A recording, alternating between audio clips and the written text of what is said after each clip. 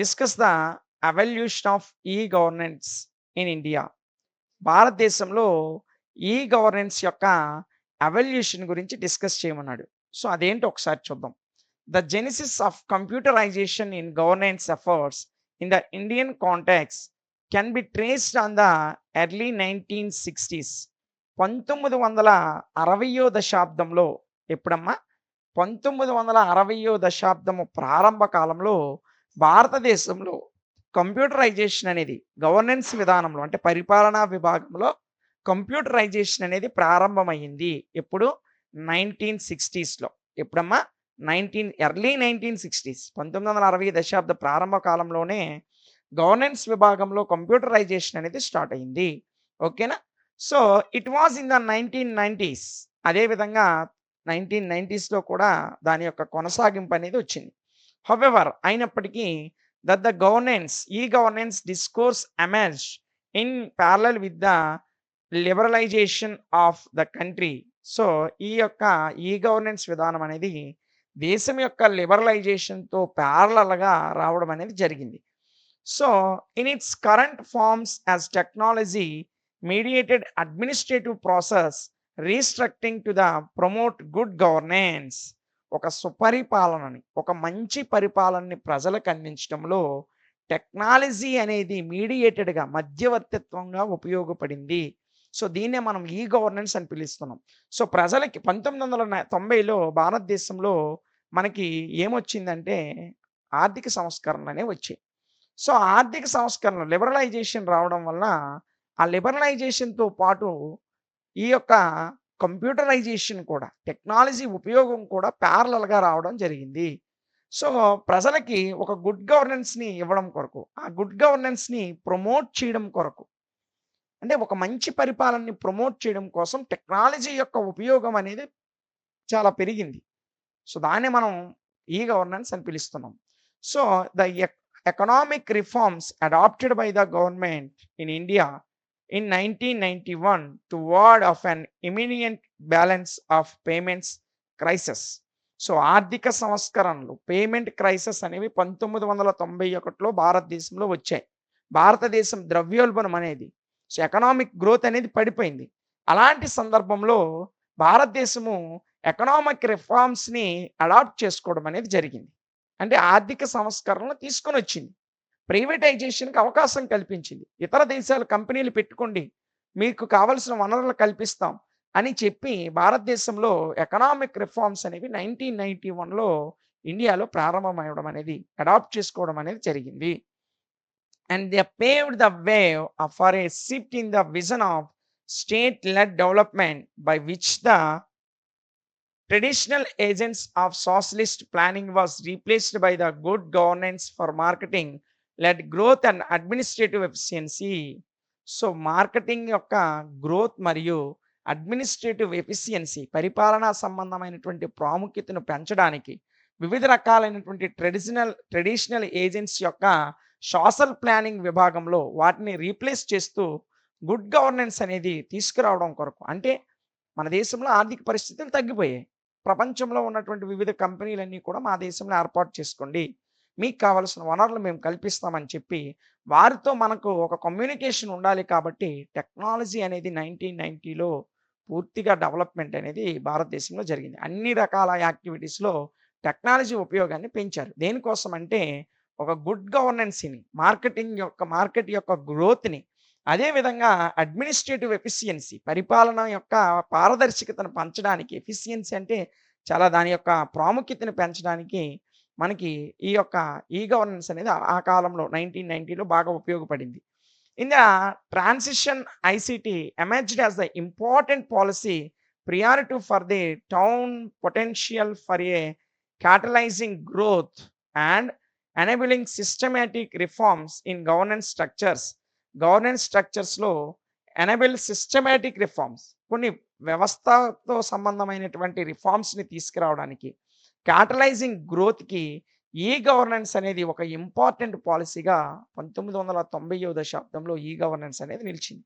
So భారతదేశంలో ఒక catalysing growth అవ్వచ్చు, సిస్టమాటిక్ రిఫార్మ్స్‌ని ఎనేబుల్ చేయడానికి అవ్వచ్చు, ఈ రకమైనటువంటి అన్ని అంశాలకి ప్రధానమైనటువంటి ప్రియారిటీ ఇచ్చేటువంటి పాలిసీగా ఏది నిలిచిందంటే ఈ గవర్నెన్సీ నిలిచిందని చెప్పొచ్చు. ఓకేనా? Next firstly in the decade immediately following the economic reforms ఆ దశాబ్దంలో ప్రధానంగా వచ్చినటువంటి మొట్టమొదటిగా వచ్చినటువంటి రిఫార్మ్స్ ఏంటంటే economic reforms. There were a range of policy level development focused on equipping of the country transition to make knowledge economy. So, అప్పుడు దేశం యొక్క ప్రధాన ఉద్దేశ్యం ఏంటంటే ఎకనామిక్ రిఫార్మ్స్‌ని తీసుకురావడం. ఆర్థిక సంస్కరణలు దేశంలో ప్రవేశపెట్టారు. సో, ఆ ఎకనామిక్‌కి సంబంధించిన నాలెడ్జ్ అనేది ప్రజలకు తెలియాలి. అంటే కంపెనీలు ఎందుకొస్తున్నాయి? కంపెనీలో ప్రైవేట్ భాగస్వామ్యం ఎందుకు ప్రారంభమైంది? భారతదేశంలో వివిధ రకాల దేశాలకు సంబంధించిన విదేశీ కంపెనీలు గాని, విదేశీ పాఠశాలలు గాని ఎందుకొచ్చాయి? ఆ యొక్క నాలెడ్జ్‌ని ప్రజలకి తెలియజేయాలంటే ఒక్క మీడియా ఒక్కటే సరిపోదు. అప్పుడు టెక్నాలజీ డెవలప్‌మెంట్ అనేది అవసరం. కాబట్టి టెక్నాలజీ కూడా లిబరలైజేషన్‌లో భాగంగా మనకి టెక్నాలజీ ఉపయోగం కూడా 1990వ దశాబ్దంలో పెరిగింది. ఓకేనా? Next the promotion of foreign direct investment. So, విదేశీయాలు అంటే ఇతర దేశాల యొక్క డైరెక్ట్ ఇన్వెస్ట్‌మెంట్‌ని ప్రమోట్ చేయడంలో ఐసీటీ మరియు ఐటీ టెక్నాలజీ ఏదైతే ఉందో the IT enabled service sectors through the establishment of software. భారతదేశంలో ఫారిన్ డైరెక్ట్ ఇన్వెస్ట్‌మెంట్‌ని ప్రమోట్ చేయడానికి దేన్నంటే సాఫ్ట్‌వేర్‌ని ఎస్టాబ్లిష్ చేయడం అనేది జరిగింది. ఓకేనా? Next technology parks and export enterprise zones and the institution of tax holidays. వీటిలో ముఖ్యంగా టెక్నాలజీ పార్క్స్ వచ్చాయి. ఎక్స్‌పోర్ట్ ఎంటర్‌ప్రైజెస్ వచ్చాయి. అదేవిధంగా institution of tax holidays. Tax హాలిడేస్‌కి సంబంధించిన ఇన్‌స్టిట్యూషన్స్ కూడా భారతదేశంలో నిర్మించబడ్డాయి. The creation of separation create చేశారు. Dedicated ministry for the information technology in 1994. 1994లో ఒక కొత్త శాఖను తీసుకొచ్చారు. ఆ మినిస్ట్రీ ఏదంటే ఇన్ఫర్మేషన్ టెక్నాలజీకి సంబంధించి ఒక మినిస్ట్రీని కూడా డెడికేట్ చేశారనమాట. ఓకేనా?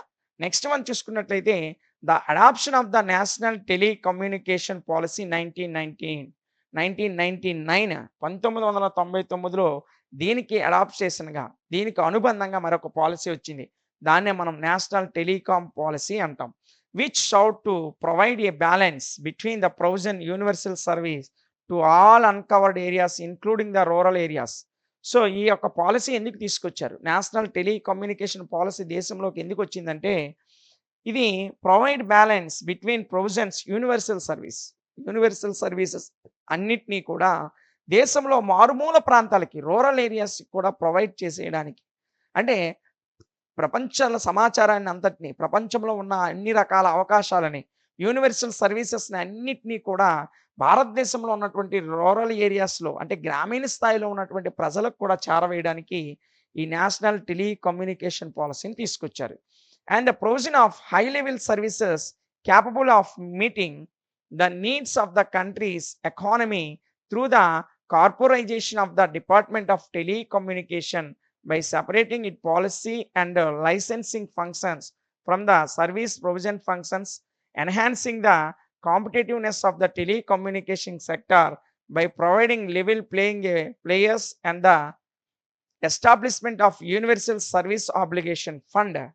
సో, ఇదంతా ఏంటంటే it is needs of the country's economy. దేశం యొక్క ఎకానమీని పెంచడం కొరకు టెలికమ్యూనికేషన్ అనేది మనకు అవసరమైంది. And the corporatisation of the department of టెలికమ్యూనికేషన్‌కి సంబంధించిన డిపార్ట్మెంట్ యొక్క కార్పొరైజేషన్ ఏదైతే ఉందో, ఆ కార్పొరైజేషన్ యొక్క ద్వారా కంట్రీ యొక్క ఎకానమీని పెంచడమే ప్రధాన అవసరము. మరియు అండ్ సెపరేటింగ్ ఇట్ పాలిసీ. అదే విధంగా ఈ టెలికమ్యూనికేషన్ యొక్క పాలిసీ యొక్క సెపరేషన్. ఇంకా చూడాలంటే it policy and licensing functions from the service provision functions. Service provision functions ఏవైతే ఉన్నాయో వాటి నుంచి పాలిసీలను తయారు చేయడం, దానికి సంబంధించిన లైసెన్సింగ్ ఫంక్షన్స్‌ని నిర్వహించడం. ఇవన్నీ కూడా ఎస్టాబ్లిష్‌మెంట్ అయ్యాయి దేశంలో. అంటే ఆర్థిక సంస్కరణల నుంచి, ఆ రోజు ఏర్పడిన ద్రవ్యోల్బణం నుంచి భారతదేశం గట్టెక్కాలంటే ఫారిన్ కంట్రీస్ మన దేశంలో ఇన్‌స్టిట్యూషన్స్‌ని ఏర్పాటు చేయాలి. కంపెనీస్‌ని ఏర్పాటు చేయాలి. డెవలప్‌మెంట్‌ని పెంచాలి. పెంచాలంటే కమ్యూనికేషన్ కావాలి ఆ దేశంకి, మనకి. ఆ కమ్యూనికేషను కేవలము ఓన్లీ టౌన్ ఏరియాస్‌లో, అర్బన్ ఏరియాస్‌లో ఉంటే చాలదు. రూరల్ ఏరియాస్ వరకు వెళ్ళాలి. సో, ఈ గ్రోత్ అంతా జరగాలంటే టెలికమ్యూనికేషన్ మరియు technology information and communication technology అనేది డెవలప్ కావాలి.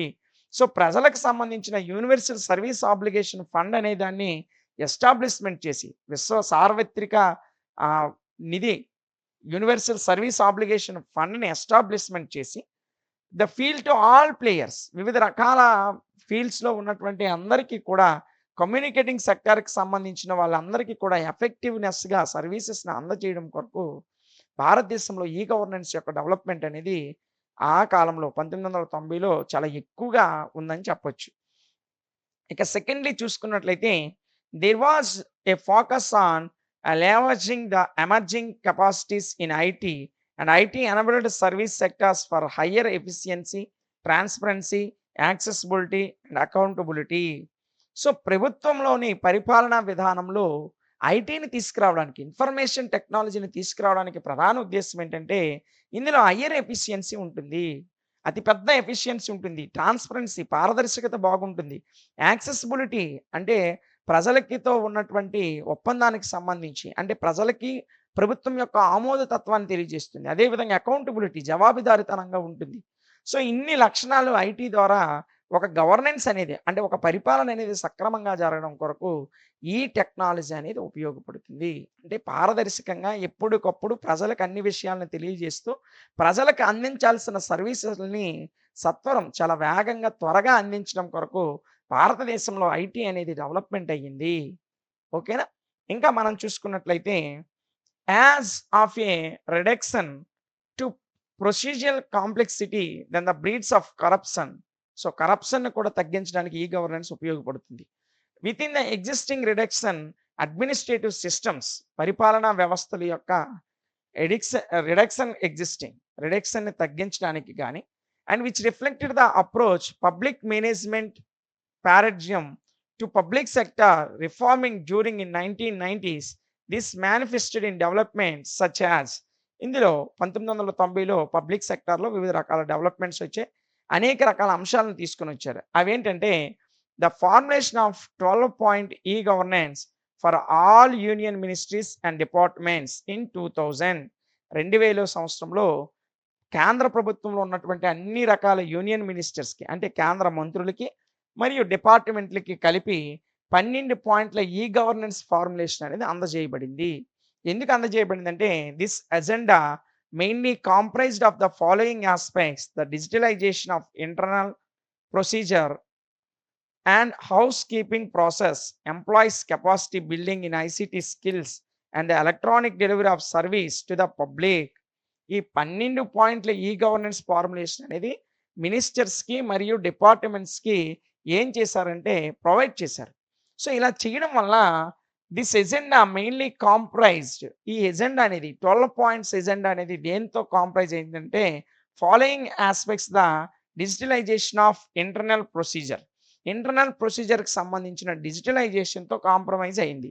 అందులో ప్రధానంగా హౌస్ కీపింగ్ ప్రాసెస్‌ని డెవలప్ చేయాలి. Employed capacity building in ICT skills. ICT స్కిల్స్‌లో ఎంప్లాయీ యొక్క కెపాసిటీ బిల్డ్ చేయాలి.